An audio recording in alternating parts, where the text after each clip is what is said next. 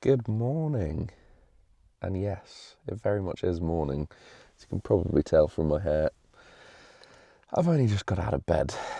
But for one very good reason. I'm in the Yorkshire Moors and I'm here to photograph red grouse in the beautiful purple heather.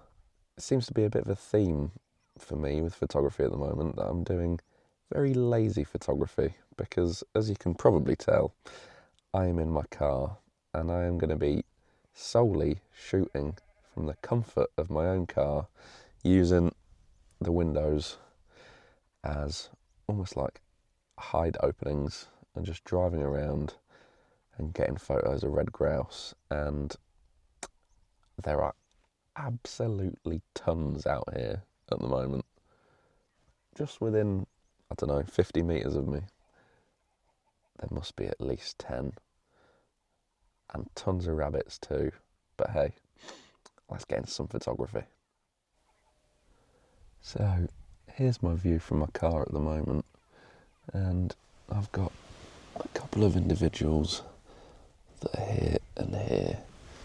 So all I'm doing is waiting patiently with my camera, seeing if I can get anything. Ideally, today I want to nail some in-flight shots, but I'm not sure whether the sun's going to come up in time for me to get enough light for that. So it's just all going to be about playing with the foreground and the background of hopefully all of this beautiful heather and just having the red grouse interacts within it. Anyway, I'll show you some red grouse.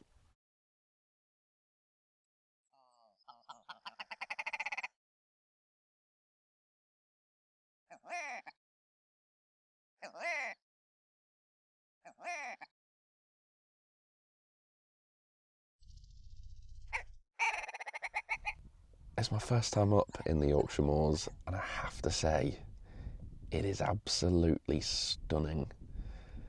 Now, I know these moors are probably very, very managed, all down to grouse shooting and everything, but we'll leave that conversation for another day.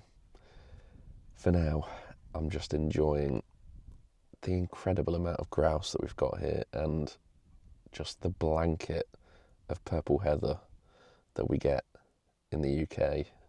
And yes, these grouse don't seem to be phased whatsoever, which again calls into question just how much of a sport it is to shoot these, but hey ho.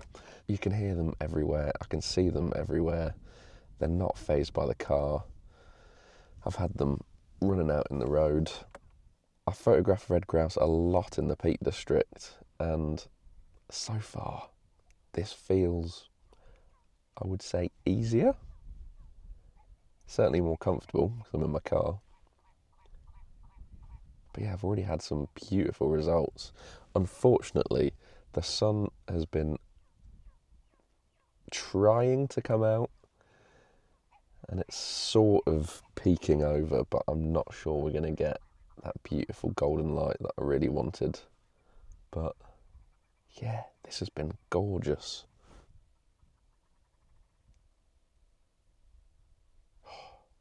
It's so quiet. I mean, for reference sake, it's about 6 a.m. I was out of bed at 5:30 and I've not seen anyone. Beautiful.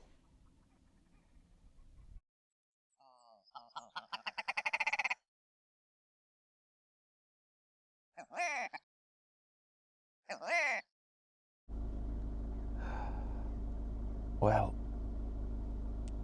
the sun's out, so I really want to try and get one backlit with this stunning purple heather. But obviously, as soon as the sun comes out, I can't find any grouse in the right positions. The hunt goes on, not actual hunting.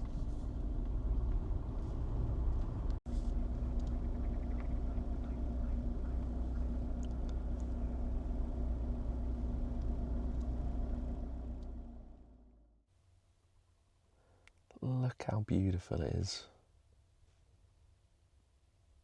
But I just can't get a grouse.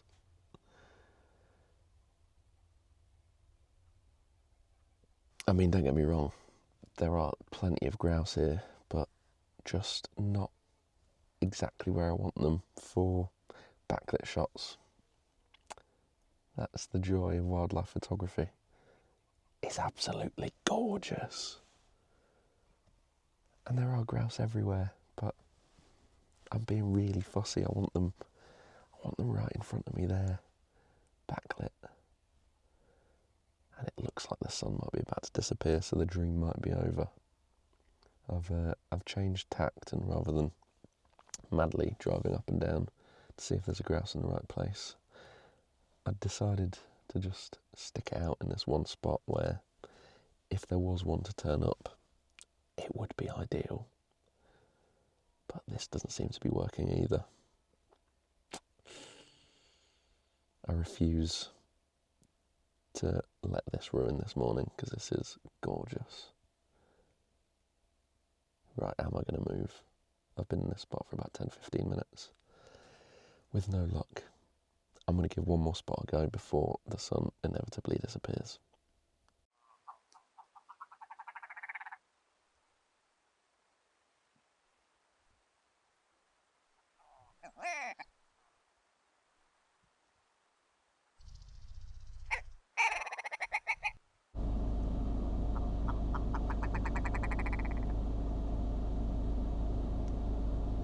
So you can get pretty close to these.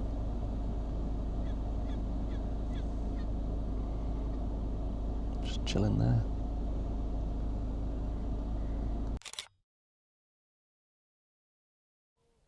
Well, as you can probably tell, the sun's actually out. And I managed to get backlit shots. I'm not sure if any of them are exactly what I wanted, but the last video I showed you when they got quite close, I basically kept the car there and got shots backlit. It was probably too much of a close-up portrait for me, but I shouldn't complain.